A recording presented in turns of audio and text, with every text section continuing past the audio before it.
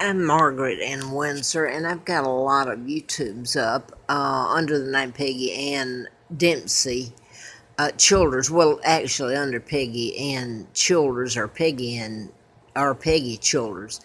I'm up at night. It's the reason I'm and sick, and I wanted to get this video on. I'm showing a bedspread. It may sound silly, but let me make this comment now, and if you care to look at YouTube or Facebook, you can get some background on it. I was kidnapped in 41 and age 2 and brought to Motel, Alabama from Buckingham Palace. So this has been a political takedown of my father. I found out in 83 my real name, and lies about my dad, character assassination, and he was actually married to my mom, Claudia Ruth O'Keefe. My dad's Edward VIII, and he never married Wallace Simpson, a double did. You had the takedown of my father, and then my kidnapping by the Rockefellers, Rothschilds, Bilderbergers, George the illegal six, my uncle, and Roosevelt.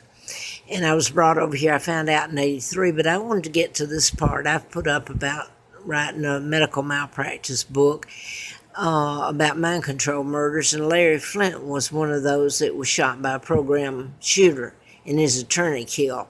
I was flown out to his home during the political campaign in 83, and I've shown where he endorsed me and said I knew who was responsible for his shooting. But I have had, I'm allergic to chemicals. I have an autoimmune disorder. And when I'm around toxic fumes, it triggers my immune system to attack itself, and mass inflammation in your organs, and can take out your kidneys and lungs and anything in your body. And over time, it certainly would. The last year since 86, and before then too, but I was kept homeless here in Roanoke and up and down, and looking for my kids that I can't find, haven't seen in years. Don't know if they're alive or dead. Anyway, they've used that, and I've on me is if I do have the money to get a home, and I want to get this up. I'm run, or to get a room, I'm run from place to place with toxic fumes. The police department, the law enforcement, everybody's got something to hide. So they've gone in and they get things on people, their kids, or code violations of motels or housing, whatever, food. They get people to comply with them in exchange for not prosecuting them for maybe their children for drunk driving, or them for tax evasion, or what. That's how high up it goes. So they don't have to pay for the crime, and they go after me. And that's what's happened with the Patels and Shaws here in Roanoke. They own so much, all the motels around here, and they're part of this.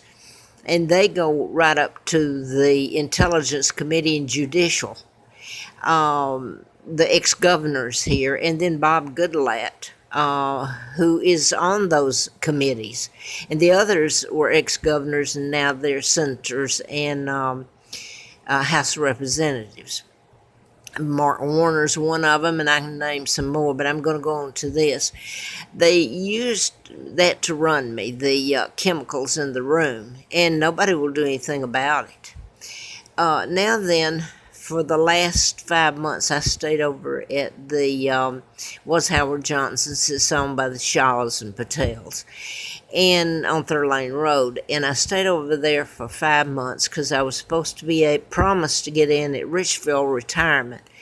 None of this should be happening to me. I'm kept penniless and homeless, and what they're doing is torturing and killing me in plain sight. But anyway, I stayed there, and they had mites in the carpet. And when I tried to say something about it, they moved me to another room. And I stayed there for 5 months being moved around. And the end of it all was the last month I had scabies. And if you've ever had scabies, they're horrible. It was bad, bad. And my immune system's already low. And I moved, well, it's no need saying it. It's a conspiracy, and it's something that is not usually used on people, what they've done to me. And it makes me look like a fool if you don't know all this and how true it is. I moved to Super 8 right behind them, which I'd gone to there a few times, and everything was okay. But I wanted to get to this time it wasn't. And my doctor, I had to go to her when I had the outbreak with the scabies, and she said, well, they didn't take the mattress up there with them, did they? And she kind of laughed because she knows what they're doing. Nobody's going to touch it. Even the health department has said they can't do anything about it now, about any of the infractions they're having, code violations. What I want to say here, I ended up coming to the airport Plaza Inn. And it was the cheapest thing I could find just about, and it certainly has its problems. When I came in, I still had the scabies, and I was low on funds from what had happened. I don't have much anyway, so they put me in the room next to me here. And I was so sick from the scabies and everything, and I started getting sicker the next morning, and this is true, I took pictures of it. I went out for a walk to try to get some fresh air because you can't get it here. And in here, and the air conditioning, they really don't have it. The air conditioners are so messed up, and they're not new. The room I was in next door to me, you couldn't even turn, the air was on, but it didn't have a filter, and it'd never been cleaned. You couldn't get air in and out of it, so that wasn't helping me, and I got vertigo. But what I started to say was the morning after I got here, the first morning, the morning after, I went out for a walk, and I come back, and this is the bedspread right here that shouldn't be here, that was on this bed that had the scabies. They already had scabies on this one in this room, and they've known for that, having bedbugs and scabies. So they've run me around using scabies, and what a joke that they can do that. It's toxic fumes. They can do anything to me they want to. Kidnap me, bring me over here, and it's torture. They're terrorists. They're just using different means. And it's a joke to them. Anyway, I came back, and there was a thong in the middle of the bed. I don't know what was on the thong. It wasn't there overnight. Somebody put it in when I was gone out to get fresh air. So I threw it in the garbage. I took a picture of it. And I don't know, did it have mites and bed bugs, and what was the reason of putting it there? But anyway, the room I was in, they had this bedspread right next to me. It was a king-size bed.